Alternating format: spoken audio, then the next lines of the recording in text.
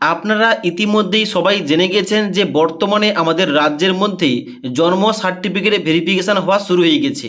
কারণটা হচ্ছে অনেকেই এসআইআর 2026 মানে ভোটার ভেরিফিকেশান হওয়ার সময় ভুলভালভাবে জন্ম সার্টিফিকেটটা তৈরি করেছে এবং টাকার বিনিময় এবং অন্য কোনো উপায়ে জন্ম সার্টিফিকেট তৈরি করেছে, যার জন্য জন্ম সার্টিফিকেট ভেরিফিকেশান কিংবা যাচাই কাজ চলছে। বর্তমানে প্রচুর জন্ম সার্টিফিকেট বাতিল করা হচ্ছে।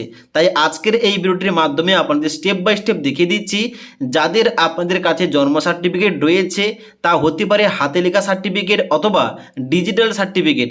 আপনি জন্ম সার্টিফিকেটটা আপনার ঠিকঠাক আছে কি না ওইটা কিভাবে চেক করবেন, এবং যাদের হাতে লেখা সার্টিফিকেট তাদের বর্তমানে ডিজিটাল সার্টিফিকেট তৈরি করার জন্য কি করতে হবে।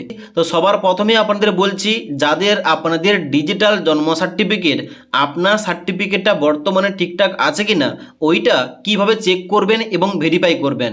ভেরিফাই করার জন্য সবার প্রথম আপনাদের জন্মমৃত্যু তথ্য .wb.government.in এই পোর্টালে আসতে হবে। এই পোর্টালে আসার পর একদম নিচের দিকে যাবেন এবং ভেরিফাই সার্টিফিকেট অপশানটায় ক্লিক করবেন। ভেরিফাই সার্টিফিকেট অপশানটায় ক্লিক করার সঙ্গে সঙ্গে পরবর্তী একটা পেজ খুলবে, যেখানটায় নিচের দিকে আসবেন।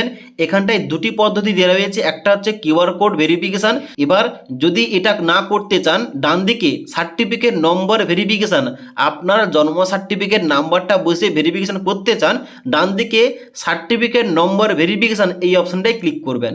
ক্লিক করার সঙ্গে সঙ্গে এখানটায় বলা হচ্ছে ডেথ নাকি বার্থ, মানে জন্ম সার্টিফিকেট ভেরিফিকেশান করতে চাইছেন নাকি ডেথ অর্থাৎ মৃত্যু সার্টিফিকেট ভেরিফিকেশান করতে চাইছেন। যেহেতু আমরা জন্ম সার্টিফিকেটটা ঠিক আছে কিনা চেক করতে চাই, তাই প্রথম যে অপশানটা বার্থ এইটা কিন্তু সিলেকশন করা থাকবে। ডান দিকে এন্টার সার্টিফিকেট নম্বরের জায়গায় আপনার জন্ম সার্টিফিকেট নাম্বারটা বসিয়ে দেবেন। ডান দিকে ডিওবি মিনস, এখানটায় কিন্তু আপনার যে জন্ম সার্টিফিকেটটা ওখানটায় আপনার যে জন্ম তারিখ ওই তারিখটা কিন্তু এখানটায় আপনাকে সিলেকশন করতে হবে। সিলেকশন করার জন্য এখানটায় ক্লিক করবেন, এটা ক্যালেন্ডার দিয়ে হবে। এই ক্যালেন্ডার থেকে আপনার জন্ম তারিখটা সিলেকশন করবেন এবং তারপরে ডান দিকে সাবমিট অপশানটায় ক্লিক করবেন। এবার সাবমিট অপশানটায় ক্লিক করার সঙ্গে সঙ্গে পরবর্তী এখানে নিচের দিকে আপনার সার্টিফিকেটের স্ট্যাটাসটা দেখতে পাবেন, এবং যদি আপনার বর্তমানে সার্টিফিকেটটা ঠিকঠাক রয়েছে নিচের দিকে এরকমভাবে গ্রিন টিক দেখাবে এবং এখানে নিচে দেখাবে ডাটা ফাউন্ড এবং সার্টিফিকেট নাম্বার শো করবে। যার নামের সার্টিফিকেট তার নামটা শো করবে এবং তারপরে তার নিচে ডেট অফ বার্থ শো করবে, কিন্তু বুঝবেন আপনার বর্তমানে জন্ম সার্টিফিকেটটা ঠিকঠাক রয়েছে। এবার যাদের আপনাদের হাতে লেখা জন্ম সার্টিফিকেট বর্তমানে কাছে রয়েছে, ওই সার্টিফিকেটটা থাকলে আপনি কি করবেন আপনাদের বলে দিচ্ছি। যাদের কাছে আপনাদের বর্তমানে হাতে লেখা জন্ম সার্টিফিকেট রয়েছে, আপনাদের বর্তমানে ওই জন্ম সার্টিফিকেটটা ডিজিটাল করতে হবে। এবার ডিজিটাল কীভাবে করবেন? ডিজিটাল কিন্তু করার জন্য আপনাকে অফিসে ভিজিট করতে হবে। এখনও বর্তমানে অনলাইন কিন্তু কোনো পদ্ধতি নেই কিংবা অনলাইনে করতে পারবেন না। এবার আপনার যে পুরনো হাতে লেখা জন্ম সার্টিফিকেটটা, ওই জন্ম সার্টিফিকেটের ডান দিকে একদম নিচে দিকে দেখবেন একটা স্ট্যাম্প দেওয়া রয়েছে। ওখানটায় যে অ্যাড্রেস কিংবা যে অফিস থেকে আপনাকে জন্ম সার্টিফিকেট দেওয়া হয়েছে, তা হতে পারে পঞ্চায়েত অফিস, তা হতে পারে কোনো হাসপাতাল থেকে কিংবা অন্যান্য অফিস থেকে, তাহলে কিন্তু ওখানটায় আপনাকে যেতে হবে।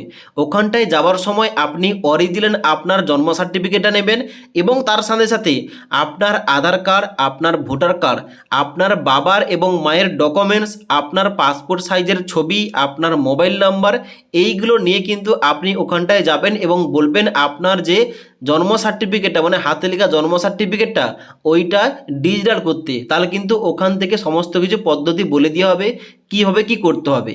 তো এই ছিল আপডেট। বর্তমানে যাদের হাতে লেখা জন্ম সার্টিফিকেট রয়েছে তাদের কিন্তু বর্তমানে ডিজিটাল জন্ম সার্টিফিকেটে কনভার্ট করে নিতে হবে, এবং এটা কিন্তু অনলাইনে করা যায় না। আপনাকে অফিসে গিয়ে, যে অফিস থেকে আপনার জন্ম সার্টিফিকেটটা ইস্যু করা হয়েছিল ওখানটায় গিয়ে আপনাকে এই কাজগুলো করতে হবে। তো আপনাদের সমস্ত কিছু বলে দিলাম। যদি এই সম্পর্কে আর কোনো কিছু প্রশ্ন থাকে নিচে কমেন্ট করতে পারেন। তাছাড়া আজকের এই ভিডিওটির আপডেট ভালো লেগে থাকলে একটি লাইক করবেন এবং বন্ধুদের অবশ্যই ভিডিওটি শেয়ার করে দেবেন।